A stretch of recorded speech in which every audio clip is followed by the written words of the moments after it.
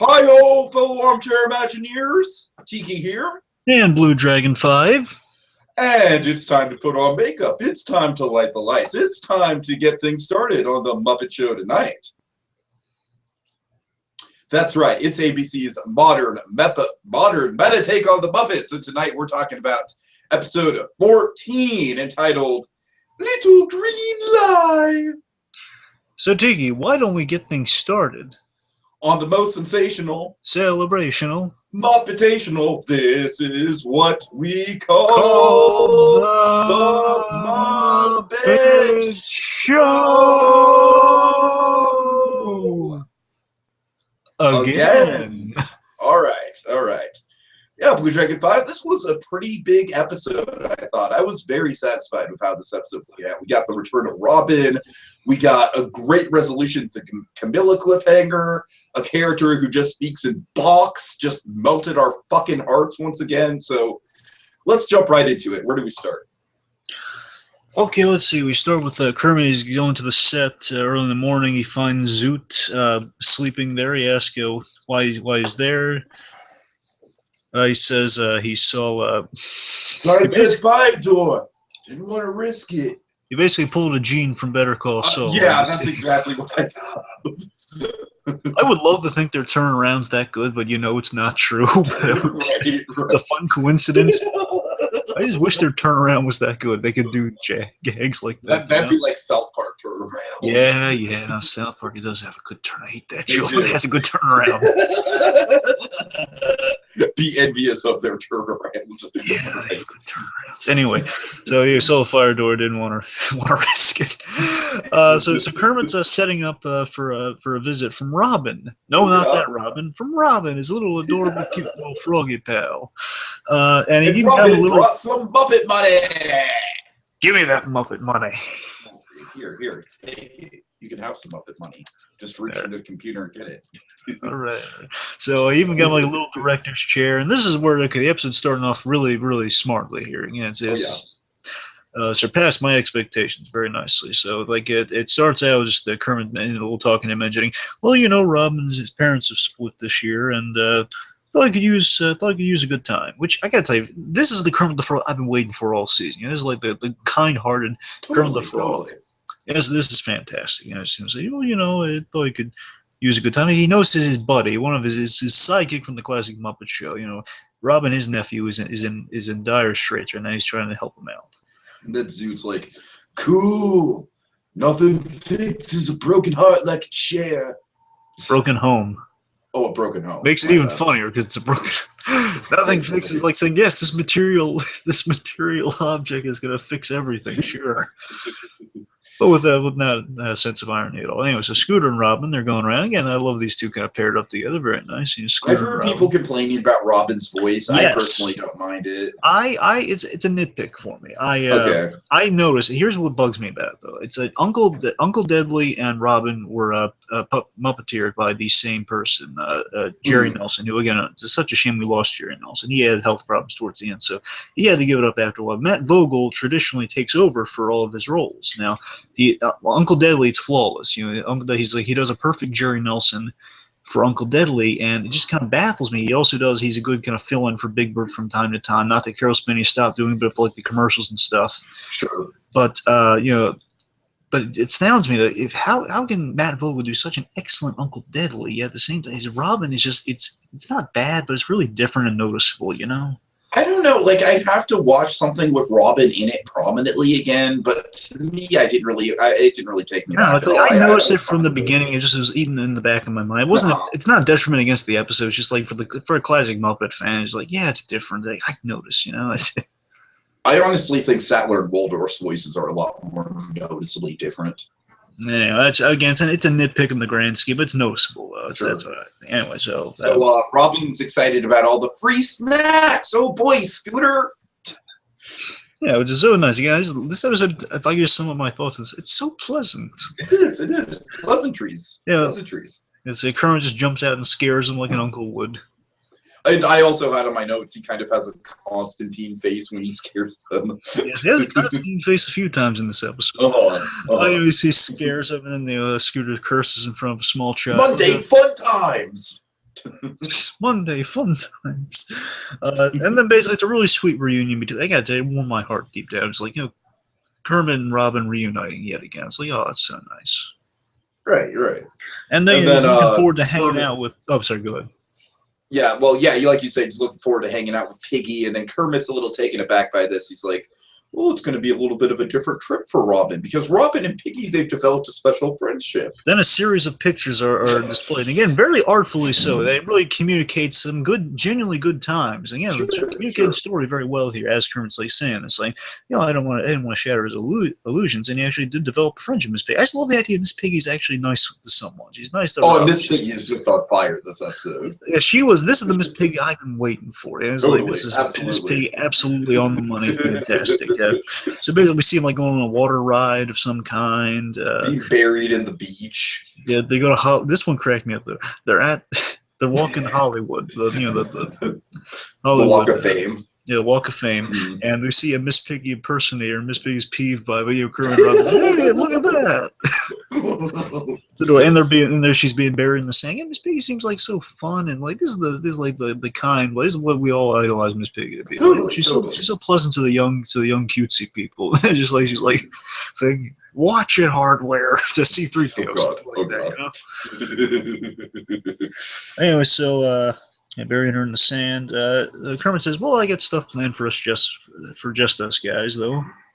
They could go to the barbecue with a clear conscience. Which is pretty funny. It's a little dark though, but you know, I'll give it a pass. The idea of Kermit the Frog eating barbecued pork just is a little disturbing. It is disturbing, but you know what? The episode's so good, I'll give that one a pass. I'm gonna pay for some barbecued pork with my Muppet money! Yay! Sadism, yay! Okay, let's see. So Kermit tries explaining to Robin, like the responsibility, like you should. You know, he tries explaining to him, and this makes Kermit in no ways like kind of a liar or anything. He tries genuinely to tell him many times, but he keeps getting cut off. He tries telling Robin. Robin cuts him off with, "Listen, Robin, something I need to tell you about Piggy and I. It's we're not really seeing each other." "Oh, my mom explained the tabloids are filled with lies, like Princess Diana's ghost marrying an alien." They just live together. And he knows that, you know, Kermit and Piggy are together, and also he's like, this shows you how sad this is. This actually gave me a question before the episode played. I was like. He said, "Oh, and my doctor told me I can have a growth spurt in my 30s," which makes me wonder, is Robin actually 30 years old? I think he is. I think this episode just hinted at that. I don't know. He still played awfully young. You know how I feel about that in general is that I feel like the Muppets just age a lot slower than humans do. I think that's what you got to chalk it up to. That's fair, because the first time I was watching, when I heard that line, wait a minute, is that like saying that Robin's he's visiting him as a 30-year-old who has divorced parents and it's a huge issue? Yeah. I don't know. Like I'm just saying your way works a lot better. I'm just saying that was like kind of thought that came, but still kind of. Like let's take a look at the Muppets 2011. Walter is essentially, you know, he's the brother of Jason Segel. Jason Segel's like in his 30s in that movie, so therefore Walter must be too, even though he acts very childlike. Okay, I'll give you that one. All right. I'll give you that. Okay, you win on that one. Okay, that makes me feel better because I was a little. Good. Taking points away for us is a funny observation. All right. Anyway, so then this episode is full of such nice, meaningful bits. It just really, basically this episode is full of kind of classic Muppet charm, and it's so exciting. It says Kermit saying, "Robin, are you okay?" And just have such great acting on Robin. Yeah. Said, "Oh yeah," and also Chewbacca's head melted on the dashboard. Oh God! I love working our Star Wars references into Marvel and Muppets now. Of course. So before Kermit can explain exactly what goes on, Piggy enters, all happy and nice and so pleasant. I'm loving this Piggy, man. Come on, do it for me, please. Well, first of all, she stumbles because Scooter's on the floor picking up his snacks. And then Robin's like, "Miss Piggy, are you okay?" "I am fine. Now that you are here." Oh my God. This is for you. Getting diabetes, it's so sweet. And then she gives him a People's Choice Award gift basket. Robin asks how she is. She's like, I am wonderful. I went down to Argentina, and I realized you don't need a man. When you have a frog, Kermit panics. He's just trying to cover up the when you have a frog. And then basically what? And he basically ushers a herd scooter out to just kind of explain the situation, what's going on. But I just love it's like a last-minute gift, but it's a really nice last-minute gift, though. You know, it's a nice. Those gift bags are full of expensive stuff. Sure. Anyway, so expensive, slightly exotic stuff that we'll get into. Yes, yes. Let's see. So Scooter reacts very strongly. Yes. What was Scooter's line? He doesn't really have a line. Just like what? Right. And then Robin's I think he just is like, what's going on? You know, he's just kind of surprised. I don't know if he has a specific line. Anyway, yeah, it was like Robin's going to be like, oh, look at a Pajmina and a do-it-yourself waxing kit. Oh god. Then we get the intro, and then Kermit's explaining the situation to Piggy, but she's not quite picking up on it. She's like, so you're saying Robin's hold on. Well, while you're catching your breath, I only mentioned. You're saying Robin's divorced father's head melted on the dashboard? That's horrible. Oh, I'm not doing it justice. All right, so Kermit's basically like, well, yeah, Piggy, I don't know what I was thinking, but I was thinking maybe we could pretend they're still together for his sake. And Piggy, she's very understanding, super understanding, which we love about this. Yeah, there is some real humanity communicated there, which is just amazing. It's just the way they communicate that humanity. Like, Piggy, she's not doing a classic thing where it's like, oh, well, I'm not going with this unless I get something from you. It's none of that. It's like, just like, no, I get it. And I'll go along with it. For his sake. That is so. Again, deep down, she wants to get back together with Kermit. It's like, of course. Through that. But, and then she teases him about Denise. She's like, well, what about your girlfriend? Won't she get all mad and invite you to the prom? And then Kermit reveals that Denise broke up with him, and then she's like in shock. And then you have this away, I noticed that she's genuinely sympathetic towards Kermit. There's no like, oh well, thank God that loser's gone. It's like, oh Kermit, I had no idea. And I think she fakes the reason for this hug, but I think it's just an excuse for her to genuinely give Kermit the Frog. I think so. I think you're right. Yeah. And it's so, again, the humanity communicated with these beloved pieces of felt is astounding. I kid you not, folks. It is astounding how much emotion can be, how much subtlety. I'm always in this show. At least is giving some great subtlety on Miss Piggy in various moments here, and this is one of those examples. You're just like,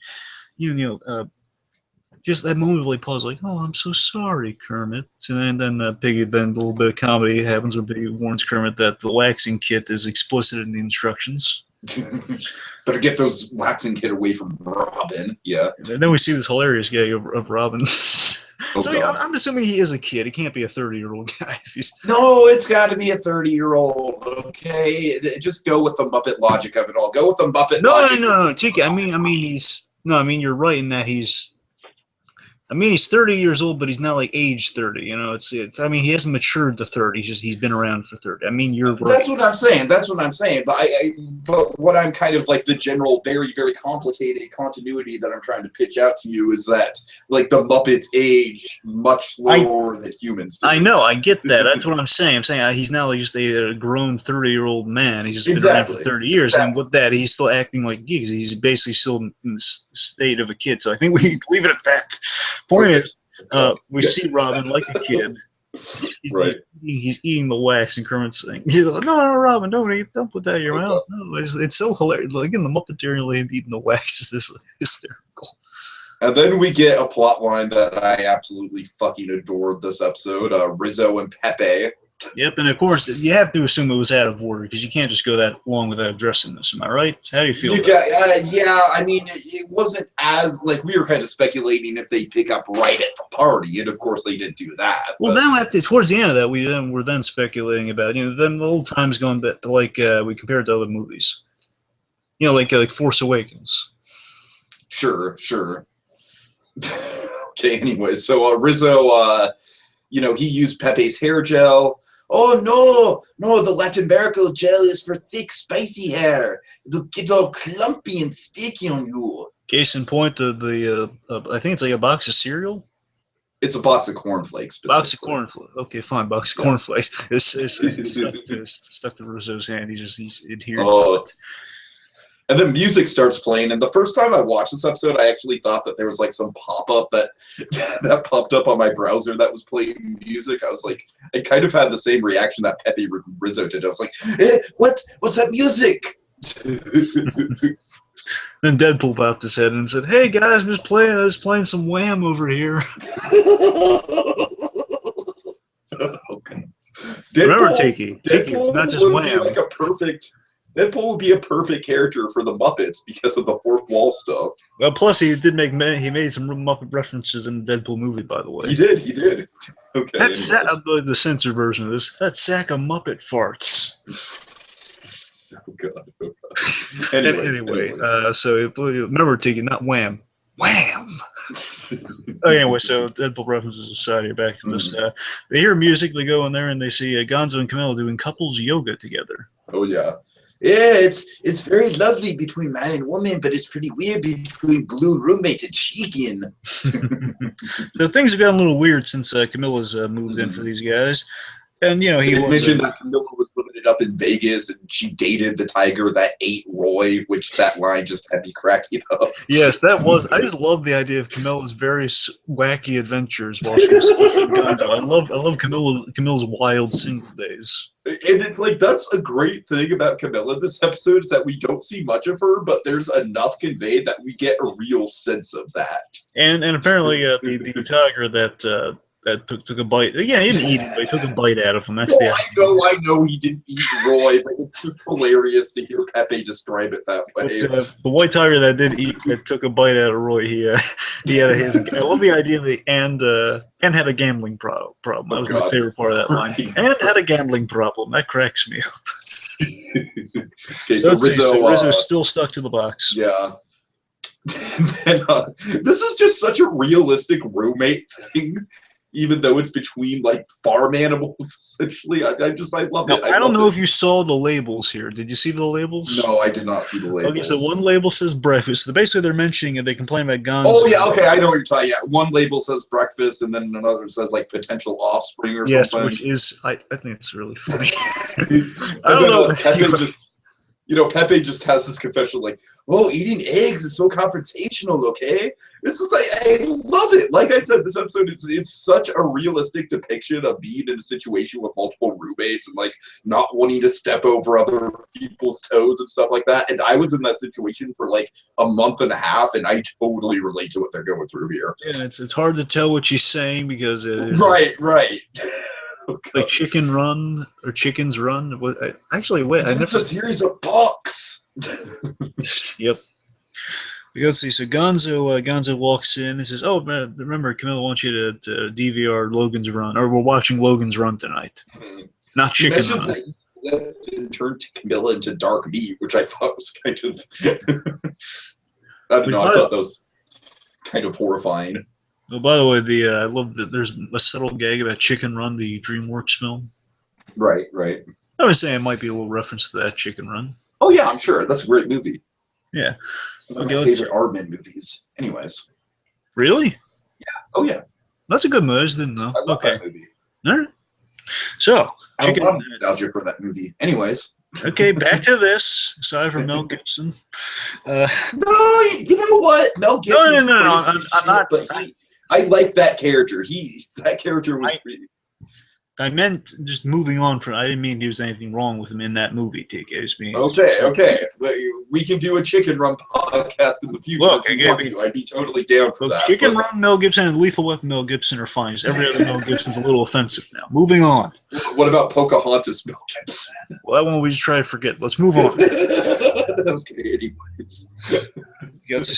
So Logan's Run, not Chicken Run. The whole breakfast and potential offspring gag is then revealed. I love how after Gonzo comes out, Rizzo's like, you know what? Give me an egg, and then Pepe he grabs from the potential offspring. Denver.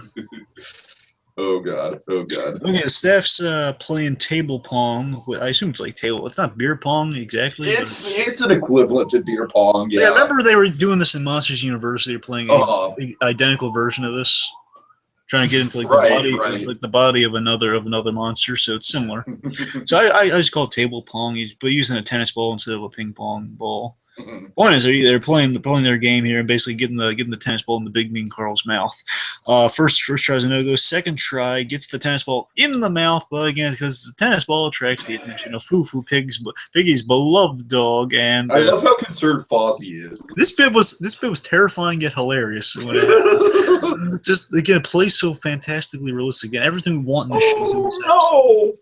Foo! Just I love the surprise. Like then the dog jumps in the mouth, and it's not so much that the dog was eating, it's the reaction of horror, like foo. And then Carl, I think, has one of the lines of the episode where he's like, "He got the ball. He's happy." Just the sincerity too. It's like kind of a quieter, big Carl. He's got the ball. He's happy.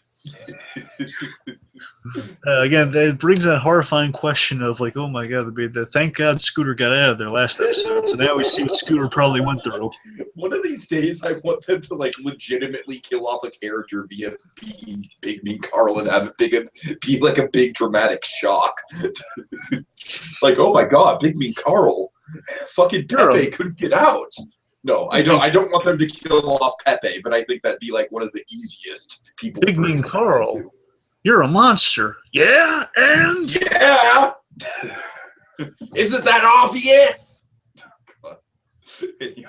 What do you think happened to Jimmy Hoffa? Oh god. There, mystery of Walter solved. He's been in my stomach. Okay. Okay. Moving on. Got really dark really quick. Okay, so Fufu's been. Oh my god! I didn't. Oh, get out, Tiki. Bad Tiki. The Walter suggestion. I had to meet Jimmy. No one misses Jimmy Hoffa, but you had to meet Walter. Oh my god. That's what I'm saying. It's like everyone's wondering where Walter is. He's fucking in Big Mean's Carl stuff and dissolving in stomach acid right now. Oh, don't say you sick SOB. Let's move on. I'm disgusted. How long have you known me and you're surprised that I'm a sick SOB? That is the first time I've ever pass the monkey leg, Marianne. Anyway, so Kermit asked a favor of the staff who are just kind of getting over the horrific event that has just occurred. Kermit asked a favor. Fozzie looks forward to basically ask the favor. Hey guys, can you play along with this just to convince Robin because he's going through a tough time right now? Very genuine, very nice. Fozzie is looking forward to acting. And he's just saying, I am your father. I'll have what she's having. You had me at hello. And then Pepe's commenting there, says, let me give you an offer you can't refuse. Stop. Just stop, okay? I will give you 5 Muppet monies, okay? 5 Muppet monies. Just stop. All right. Unless Joseph Gordon-Levitt satisfied, then I have to give him all my Muppet money. God. And they're nothing like salaries. All right. Anyway, so let's see. So then back to Scooter's concerned. He can't lie. Yeah. Breaks out in hives, and he has to say that he's allergic to strawberries. But he loves strawberries. Because I love strawberries. Yeah, which is Tony Stark's reaction to Pepper Potts. How can you not like strawberries? So Kermit says they're back together. He tells Scooter they're back together. Probably in retrospect, a bad move. Yeah, just we have to wonder how stupid Scooter can be at times. I'd say if there is a nitpick to this episode, it's probably just Scooter's stupidity. Yeah. Anyways. But also, I think, like I said, I think it's a bad move for Kermit to be like, oh, well, Scooter, I'm actually going to lie to you and say they're back together. That's not going to backfire in my face at all. I think Scooter is also Matt Vogel, too. Because, again, Matt Vogel is just off his game on Robin. I don't know what's up with that. Anyway. Okay, let's see. Maybe it's because he doesn't use him enough. Maybe that's it. I think that's it, because Robin definitely, like, we all know Robin's role in fucking Muppets Most Wanted. Yeah. The sad side, the lone side. Yeah, he doesn't say anything. He has no time to say anything as Robin. Come on, Robin. Again, let's see what's going on here. Cracks me up. Okay, so after that, basically, so he also urges the staff, look, guys, if you're not, if you don't do this, I get that. Just steer clear of them if that happens. He says, oh no, we got it, we can handle it. Then basically, Robin walks in, they all clear, they all scatter. I think Lou in the background is saying to Pygmy Carl, hide me. Okay, let's see. So Piggy wants to set up a date with Leonardo DiCaprio, but they have to cover that. They have to cover that story real quickly when Robin enters, saying, well, "What's the line?" It's the Ohio calls. Pull the fire alarm. I'm trying to set up a date. A date to Ohio on a charity trip because it's Ohio. Might I say, BlueDragonFive, Cedar Point is in Ohio, and I would fucking love to go to Ohio. Anyways. Ohio? Ohio. Yo. God, I'm not going to do this. It's like just a really nervous person saying hello. Oh, hi, oh. Okay, so then we get, oh my god, this might be one of the best Swedish Chef moments of all fucking time. Yeah, this is. There's a great Muppet movie reference in this scene. I love it. I love it so much. It sounds so stupid, but I love it so much. Okay, so Kermit's explaining to the camera that, well, my coworkers, they're doing the best they can. And then the chef, he's got like I want to say it's an onion for Piggy. Yes, an onion with a pretzel for a snap, by the way, which looks very clever. And Kermit the Frog is comprised of broccoli. I kid you not, he's comprised of broccoli. And then he's just like the most over the top, like, the dirt is broken. No, the dirt is broken. And we're going to assume when he's smashing them together, we're going to assume he means kissy kissy. Let's just safely assume that. That was just the most fucking awesome Swedish Chef moment for me. And Kermit saying, "Chef, no, it's okay, Uncle Kermit. I can't understand a word he's saying." Oh, for goodness.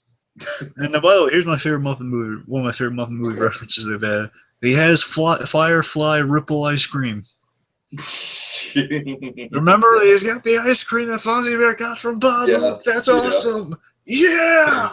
And Uncle Deadly, he kind of takes a back seat this episode, but he still has time to deliver one of the best lines of the episode. Speaking of ice cream. Okay. This is the third least important secret I'm currently keeping. Yes. And then he backs away, but he leaves his hand on Kermit for like an ominous amount of time. Oh my god! Again, Deadly just shows you he has less than 15 seconds of screen time. Well, I mean, he has this, and then he's the host of the Family Feud thing. I know. I'm saying in this scene, though. In this scene, is like less than 15 seconds of screen time. Yeah, he just steals the episode. This is the third least important secret I'm keeping.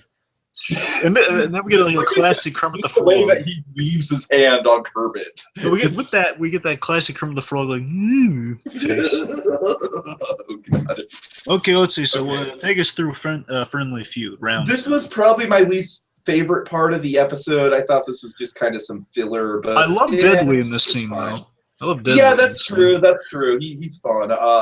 I want to say that's the whole gag of it is just Deadly getting annoyed. But so Friendly Feud, they have Team Electric Mayhem, and there's a team of humans. I want to say I thought they were celebrities at first, but I don't think so, or else they probably would have shown them. Ask him what the favorite flavor of ice cream is. Wouldn't it have been awesome if they had the cast of Modern Family there? This is the other family. I mean, yeah, that'd be very expensive, Tiki. I know. I'm just saying. I would love to see Sofia Vergara because that's what I'm saying. I keep waiting for Sofia Vergara on the show, actually. Well, mainly because I like seeing Sofia Vergara, period. But Okay. As I think the rest of America can agree upon. But let's move forward. So Deadly asks Team Electric Mayhem, what is the most popular flavor of iced cream? You are the 6 people we asked. Which just says that you guys are all in the survey, so any answer you give is most likely going to be right. And they're just getting off topic, like Floyd says. It's like, ice cream comes from cows. Well, I try not to eat ice cream because they keep cows in freezers. And then, yeah, Floyd is like, yeah, there were no cows before 1972. And then Dr. Teeth, in one of his lone lines of the season, I must say, he's like, I challenge you to find a cow born before 1972. We haven't got a lot of Dr. Teeth. He's been very quiet. Yeah, we haven't seen him also, since... I've noticed it seems like Honeydew and Beaker are kind of like, if not in the background, gone altogether. Like, I haven't seen them at all. No, they're in the background. Okay, that's good, because I was getting a little concerned for them. They haven't popped up in any major scenes so far. Beaker's been in the background. Honeydew's been a little scarcer, but the Beaker's definitely been around. Okay. I think when they were all scattering, you could hear Beaker kind of freak out, like, meep, meep, meep. Yep. Then we get the rhymes with Schmella. Schmella. Pistachio. Walnut. Walnut is not the answer. The answer is vanilla. Just the way Uncle Deadly says vanilla cracks. These is the most frustrating. Again, this is showing Uncle Deadly could almost as well as Bryan Cranston could just read the phone book and make everything sound so much better. Like, I just wish if we had bad news in the world, Uncle Deadly could read it just to make it a little more tolerable. Like, oh, this is bad. This is the worst thing possible. Like, World War III. But I think hearing it from Uncle Deadly, you know what? At least that sounds interesting, like World War III. It's not. World War III happened to us today, and the entire population of America is going to have to go into bomb shelters. But have no fear, I, Uncle Deadly, will be narrating you through this whole deal. Like some of the worst stuff you can imagine. Super AIDS. Oh God! Really, you brought Super AIDS into this? Good job. Hitler, the 47th. Okay. Anyways. Okay. Anyway. So Gonzo and Pepe are realizing they need to find a new wingman because because 2 people is a couple, but 3 it's a party. Yep. And Pepe mentions he smells through a hole in his knee, which is gross. I think it's actually anatomically correct with a prawn. I think so. Let's see. Kermit and Robin are in the car. No one's really talked to me this whole time. Oh, that's good. Well, I mean, there's exhausted. Kermit trying to be putting on a good face for it, saying, well, it's not you or anything. It's just, they're busy, and everyone's saying, well, they're obviously not busy. It's, hey, after party at Rolf's. No +1s. This is my time. Let's see. So then we have another Saul Goodman reference. Oh God. Kermit brings up. Well, no, I have no idea why I didn't think about that when I was watching. Seriously, you didn't think about that at all? No, it did not cross my mind. Wow. It'd be great if we just saw fucking Bob Odenkirk there hanging out. I just want to see Bob Odenkirk. Bob Odenkirk is the dad of the Viking family. Honestly, I just want to see him be like the person that runs the laser tag. Okay. Anyway. Well, speaking of Saul, you better get this done. Can you just imagine? To Saul. Okay, right. Can you imagine the whole Breaking Bad cast being the Viking family? Just like. Oh God. Just like Bryan Cranston being like the happy-go-lucky dad, saying, "Man, I should have done this ages ago." Yeah. I'm sure the baby who played Holly is about like 5 or 6 years old, so she could be a little girl at this point. Yes, that'd be awesome. Anyway, back to this. Kermit brings up, well, why don't we do laser tag instead? Which sounds awesome, by the way. Playing laser tag. Kermit. Of course, playing laser tag with the Muppets specifically. Like I want a fucking Muppets laser tag in downtown Disney. Make that happen.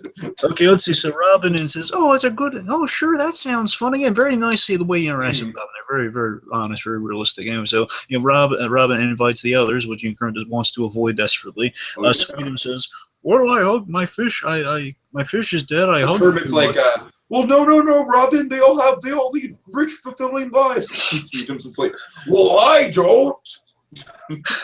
Yes, my fish died because I hugged them too much. I hugged them too. Oh God, Sweetums, you love Sweetums.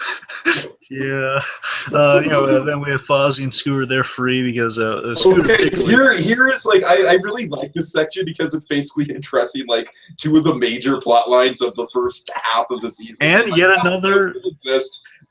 another Saul Breaking Bad reference. Oh God, so it's one of Betty's 5 quiet nights a week. Yeah, and then Scooter, we get the Saul reference. Oh God, Mom and Ken. are practicing active listening. So do you think the Ken for Scooter is Ken wins? Unless we get that Michael Keaton one you've been plugging. My money is still on Michael Keaton, man. I want to see Michael Keaton so bad. I gotta tell you though, I think Ken wins would be more. Ken wins would explain a lot. Ken wins would be the perfect explanation, like Donkey Ball Scooter, pure donkey balls. Just they would explain it completely, like why. Like, oh yeah, sorry, Giselle, I gotta go. I'm gonna talk to my stepkid. And then Robin invites Piggy, and she's like, "Oh, sweetie, the only thing I use lasers for is blasting weird things off my body. I don't think tag is for me."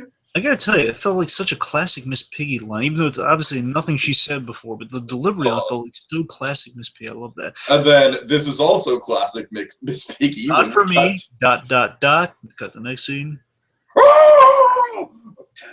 Well, no, what she says. She says, "Fear me!" Right. Which is hysterical. The three work as like an awesome unit because they're all like the position, like they're professionals playing this. Again, the three of them together really like a great little happy family. She loves it. The Viking family, which I think is hilarious. Just a random family wearing Viking. Like, that family's got some sort of weird, kitschy tradition going on. I think it's that they're dressing up for the event. They're not actually Vikings. It's like, they provide No, I get it, but it's still a little eccentric. Yeah. Well, it's their pointy hats. That's what it is. Like, they're pointy. Like water buffalo hats, really. Look at them. I mean, it'd make more sense if they were in Minnesota. How would it make more sense if they're in Minnesota? Because of the Pokemon reference. Okay, anyway. The Vikings, the football team. Right. So, moving on. So Piggy, she's I didn't know there were still Vikings. They mostly live in Minnesota. That's a Pokemon line. Anyways. Right. So, Piggy, that reference just went straight over your head. Anyway, so Piggy's loving it, and then she even shoots this poor young fan. It's like, "Oh, you're Miss Piggy." I feel bad for this kid, by the way. Oh, yeah. Then he just gets shot by, "Oh, don't meet your heroes." He and Kermit just trying to play PR. I did not expect to like laser tag, but for someone who bottles up my emotions, this feels real good. I'm sorry, I can't get that gruff Piggy just down. I wish I could. So anyways, then Scooter. Oh God. Scooter's there, and he drops the wrong bomb. Big old mouth. Yep. "Oh, you're back together," and then they just have a moment of applause, and Robin's like, "Back together," and they look through each other, but then shoot Scooter. "I'm on your team." "Oh, right, forgot." Just Scooter, what a dope. And then things get worse when Scooter reveals that he alerted the press about the reunion, and Kermit and Piggy then hide. They pull Batman. They disappear. Meanwhile, at Rolf's. Oh God. Really quick. One of I kind of cracked up with Scooter's like, "Oh, this is gonna drive so many treats. No, this is gonna drive so much traffic to my Pinterest page on miniature horses." Oh God. I thought that was a really smart commentary on like how people use like clickbaity shit that has nothing to do with their channel to try and promote their channel. Anyways. Donald Trump. Watch us, Donald Trump. We're trendy. Hey, now that you mentioned Donald Trump, I can technically put him in the tags and not feel bad about it. So thank you for that. Justin Bieber. Kanye West is insane, but we're still Kanye West. Did you hear about the Kanye West thing with Mark Zuckerberg recently? Yes, I did, but we don't have time to talk about that. No, we don't. Anyway, so Rolf's, they're basically pulling some candidates to fill Gonzo's place as the wingman. Mm-hmm. And who are the candidates? Very small pool. Who are the candidates? The candidates are Sam Eagle, Chip, the IT guy, and Big Man Carl. And I agree with Sam's point here that he is the obvious choice of the wingman because he does, in fact, have wings. I have wings, and I also have a nice porch made of twigs and my own saliva. Mm. Okay. And then Chip's like, "Oh, I've been practicing this by switching my GPS to a woman. When we make a wrong turn, we laugh." I'm way too good at doing Chip. Scary. So the challenge is for one of them to charm a woman to meet. And Carl just straight up eats the basket of fries that he's eating, like basket and all. It's like, yeah. So challenge is for one of them to charm a woman to meet Rizzo and Pepe. Mm-hmm. And it's revealed that Pepe's been courting Laura Spencer, who is a newswoman. Good Morning America. Yes. Yeah. With pictures of his Photoshop toy yacht from this toy boat. It looks like he has a yacht. So basically, he's been courting this lady, trying to bring her to him lazily. Hey, I have 30 minutes in the bathroom. What if I do it? It's just my business. So Chip's chewing on ice, which gives him brain freeze, but it goes over well. But then Carl, he regurgitates. First of all, before that happens, Carl mentions to Laura Spencer, "Hey, let's get this straight. I ain't shaving. I ain't shaving nothing, Spencer." And then he regurgitates foo-foo, much to everyone's horror. You like wet puppies, Laura? And apparently, yes, Laura does like. Apparently, I was shocking horror there, but Pepe gets. Meanwhile, they realize, okay, this is going terrible. We're not going home with anyone. And then they miss Gonzo, but then Pepe, before they really miss Gonzo, before that happens. Pepe, I love this. I love him getting hammered the way he does. Yeah, we'll get into that. That is might be my favorite thing in this whole series so far. But seriously, I love just Pepe, the way he gets hammered with all the arms, like he's drinking so fast. And we'll get into it. But the puppetry on Drunk Pepe is nothing short of amazing. It is, and we'll get to that. I'm just saying, I love the process so far. Then we got Kermit and Piggy. They're hiding out from the paparazzi behind a rock or something, taking covers, as some would say in laser tag, much like Jimmy McGill would say. They reflect on, this reminds me of Piggy. This reminds me of that dictator's birthday party, which I don't think they're talking about him, because everyone loves the Muppets, so even he would like the Muppets. Who are you talking about? Big Kimmy. What? Kim Jong-un, North Korea. Big Wow, is that what you call him, Big Kimmy? Well, I mean, he's kind of a... Wow. Not a nice guy. I don't think we should show him any respect. Big Kim. Big Kimmy. Not Big Kimmy. It's like Big Kim. Big Kim. All right. Anyway, so, I don't think they're mentioning Big Kim, but then again, everyone loves the Muppets. I assume Big Kim would. At least the interview, Big Kim would. Right. Okay, let's see. The point is that they mentions remember that dictator's birthday party performance that you gave him? We end up hiding in a stolen art collection. Mm-hmm. They long for the good times, and Robin's getting close with Scooter, like they're getting close to that little rock formation, so we know something bad's coming. They get out there, okay, I think paparazzi's gone. They're ambushed by an extra reporter. Extra. God. And they basically confirm that, are you back together? The world must know. And you say, well, no, it's a misunderstanding. It's no, it's not the case at all. Unfortunately, this crushes poor little Robin. Oh yeah. And Scooter's freaking out because he realizes... You made me the first person in the world to lie on Twitter! That's some good social commentary, though. Give him that one. Oh, yeah. Okay, so they're looking for Robin. This scene was what brought the whole episode. This is exactly what we need to do with this show. Exactly what we need to do. Sure. They're looking for Robin. They find him in the Tiki. Of course. Very appropriate. Piggy tries to bribe him at first with, why don't I give you my Academy Award gift bag? Oh, Robin, I can give you my Academy Award gift basket. Does it have candy in it this time? Oh, sweetie, that was gone on the car ride home. Yeah. Anyway, so Kermit apologizes for the deception, and just he explains what's going on, and we knew you're going through a lot here. We didn't want to trouble you with it. And Robin says, "Well, you get why my parents split. Mom likes late nights at home, and Dad likes my teacher."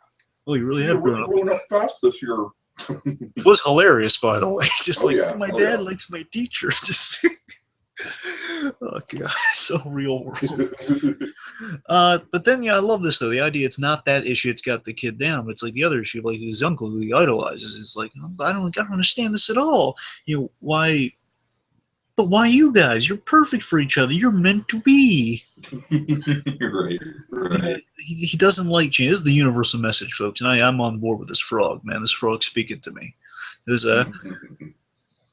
I don't like change. And there's, well, no, not everything's going to change. Oh my God, such a heartwarming message to come through from Miss Piggy and Kermit the Frog. Oh my God, such a great message. And this is like a beautiful message here. Well, not everything's going to change, you know. You can always visit us. We're still, Piggy and I are still friends. And I'll always be your Uncle Kermit. And then there's a beat that goes by, and oh my God. And I'll always be your Aunt Miss Piggy. I can call you Aunt Piggy? No, you can call me Aunt Miss Piggy. Oh my God, so heartwarmingly beautiful. Am I wrong? Oh, that's perfect. It's perfect. Yeah. Oh my God, so great. And this is, you know, you can only if I'm not around, you can tune in and then watch me on TV unless it's a rerun. Right. No, hold on. I have that line. And anytime you're feeling down, just turn on the TV and I'll be there. Unless it's a rerun or the Summer Olympics are on. Okay, anyway, so it looks like everything's good. It's again such a really nice bit. It like hits home for me. Like, oh my God, thematically is just perfect for this episode. So that's what the message is. It's so great. The moment is interrupted by as they come. Robin. Yeah. Robin startles them a little bit. You know, I thought something was weird when Fozzie said, "Oh, Kermit and Piggy broke up," and then whispered, "I see dead people." And then Piggy's like, "Now let's go get 3 milkshakes and whatever you guys." That line was just so good. That's what Miss Piggy would do. Again, she's still buying on the milkshakes, so she's getting 3 for herself, though. Okay, let's see. So Gonzo and Camilla. Oh my God, this is just exactly what we wanted from the Gonzo and Camilla. This is fucking perfect. This is, oh my God, this is such a fucking good pick. Gonzo and Camilla. This is like basically from the 2011 Muppets kind of relationship. Oh, yeah. So Gonzo and Camilla. It's like ridiculous. It's absolutely ridiculous how heartfelt this is. It's so fucking silly how heartfelt this is. Only someone could write like a code of some kind just to explain why this is just so perfect. Seriously, it's a perfect form. Like if you told someone this like on paper, like, okay, this is what happens. You take a whatever and a chicken, and you have the most compelling relationship ever, and have all these levels built in there. And it's amazing. Just they're having dinner together, and basically she's bonk bonk, and out of that buck box is Gonzo basically says, you know, he gets permission for a night out from Camilla. And basically, it's his whole. I would like a night out with the guys, and I really miss Pepe and Rizzo. Oh, thank you for understanding, Camilla. Oh my God! Oh my God! The best relationship ever these two have right now. Yeah, fucking Camilla's reaction is just. Oh, it is so priceless. It is just the most adorable thing ever. It's like, you know, I'm not saying she should win the Emmy, but I think she should be nominated for it. She's just like. Seriously, I mean, you have to admit, I'm not, you know, part of me is like, just saying, oh yeah, we probably should. I died, and like, I had to rewind it because right after that we get Drunk Pepe, and I had to rewind it to see Drunk Pepe because I was just cracking up at that. But seriously, it's like acting of that caliber, acting and communication of that caliber does kind of, it's like Emmy bait, isn't it? It's awesome. It's awesome. If the Emmys were like a little more, you know, well, the Oscars are more biased. Like, I'm saying, like, jokingly, you know, if the Emmys were like just so awesome, they could have like, you know, actually Camilla nominated for something like this. Anyway, speaking of which, take us through the next part. Yeah. Okay, so Drunk Pepe, he's at the bar, he's just plastered. He's like, maybe I will become a priest. It's just another kind of turtleneck. That's right, folks. He's contemplating priesthood for the turtlenecks. And then Rizzo's kind of like, hey, remember when Gonzo jumped off the Brooklyn Bridge without a bungee cord? Oh my God, Drunk Pepe. He's so stupid. He's so stupid. I love him. That is such a sweet line, though. That's a great line. Oh yeah, totally. Drunk Pepe very much reminds me of myself when I'm drunk. So if you want to know what I'm like when I'm drunk, Drunk Pepe. There you go. But also, I love the Drunk Pepe's design we've seen before as like ridiculously tired Pepe. But the way they're playing it, Drunk Pepe is hysterical. The lip, the bottom lip is what absolutely got me. The bottom lip just dangles like crazy. For me, it's the eyes. The eyes just crack. Okay, I can see that too. Yeah, the eyes are hilarious. But anyway, so after drunk Pepe, he's again I love the sincerity behind that though. It's the drunk honesty. He's so stupid. He's so stupid. I love him. I love how he repeats "love him" twice. I love him. I love him. Okay, so let's see. Laura's leaving. Leaving for her karaoke on her party bus with all three wingman contenders. Yes, yes. She tells Pepe, gives him helpful advice. He should focus on the date over the prep work, which he was good at the prep work, but he didn't actually ask her on a date, which was his mistake in the long run. And Pepe's just like, what happened? What happened? What happened? Then Gonzo arrives. Yay! Oh yeah, oh yeah. Shouldn't you be taking a couples cooking class? Shouldn't you have a couples cooking class to sign up for, but never go to? Such an honest line about relationships, by the way. First of all, I just absolutely, I have totally been this drunk friend who, like, when the friend enters the room, I just go up to him, give him a big old bear hug when I'm drunk, and I'm like, I love you, I love you. I've totally been that guy in real life. That's when people pull out the mace. Oh God! Get this walking distillery away from me! Give me my boozer repellent. Okay, so I'm kidding. Gonzo also mentions that, Camilla can also hook you guys up. She's got some real cute friends. Now this gag, I loved. I called this right from the get-go. I knew this was gonna happen. I loved it. I even has some cute friends, and they thank him. But how about a boys' night? Then they will cut away. It says, we love the Gonzos, but not the chicken thing. Yeah, I don't date girls that I can eat. That's why I don't date snails. Street pizza. I love how surprised Pepe is. He's just like, that's why you don't date snails? He's like so blown away by that. So we're back at Rolf's. I guess we're still at Rolf's. And then Rizzo's just like, also slimy. And then Pepe just gives the most hilarious drunk laugh. He's just like, ah, ah, ah. Oh my God. Okay, so also at Rolf, so we got Scooter. I love this Rolf gag, by the way. So Scooter's drowning his sorrows in milkshake because he lied on Twitter. Mm-hmm. Rolf's go easy when life does. I love that Rolf's playing like appropriate piano music. I love that gag. And he's playing really. I just found out I had worms. This is just where I am right now. Meanwhile, Piggy and Kermit, that's such a raw thing to say. It is absolutely. Piggy and Kermit, they're. Piggy's drinking Kermit's shake, which is like, ooh, they're getting a little personal there.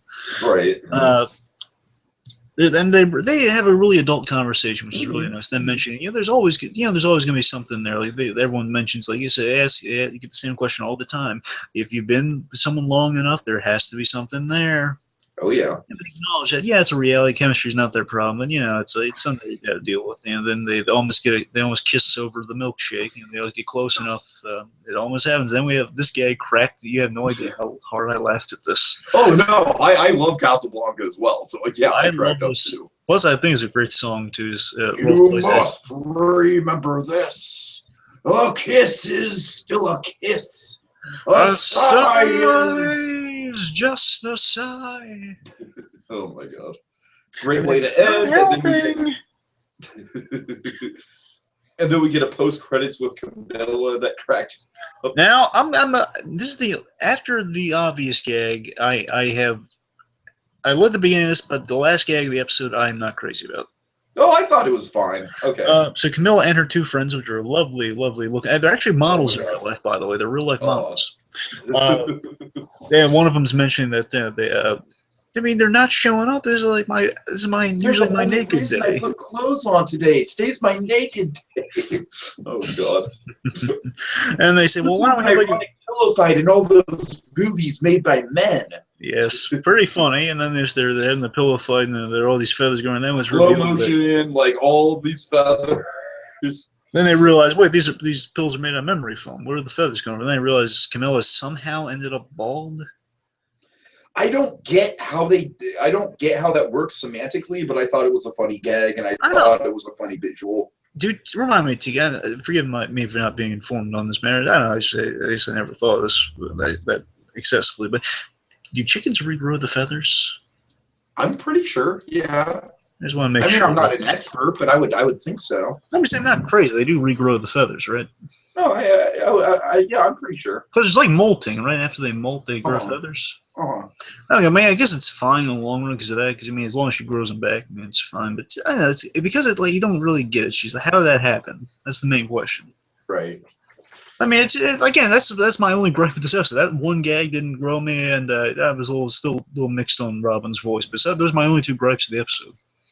Yeah, overall, I thought it was fantastic. We don't really have a lot of time to get into speculation. Yep. I don't really think there's a lot to speculate on anyways. Just this episode is great. If they can go in this direction for the next two, they might have a shot at a second season, but we'll see. For sure.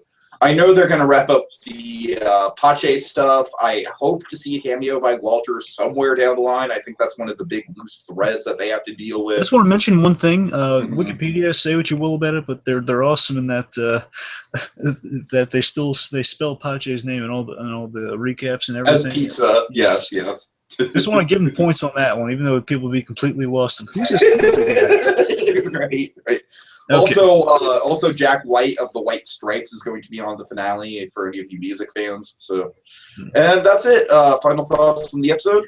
Episode was fantastic. Everything I want this show to be, and thinking again. So this one to me is like kind of the third in terms of like the best episodes because you got those the Joseph Gordon-Levitt, you have the Christmas episode, and this one. They're probably in the top three. I would say those are my top three as well. I think this is probably number 2 behind Going Gonzo for me.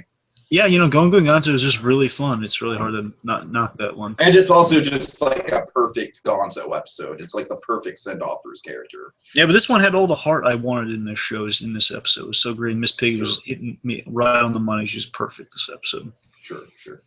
Okay. All right. So, anyways, that'll do it until we come back next week to talk about the Muppet Show again.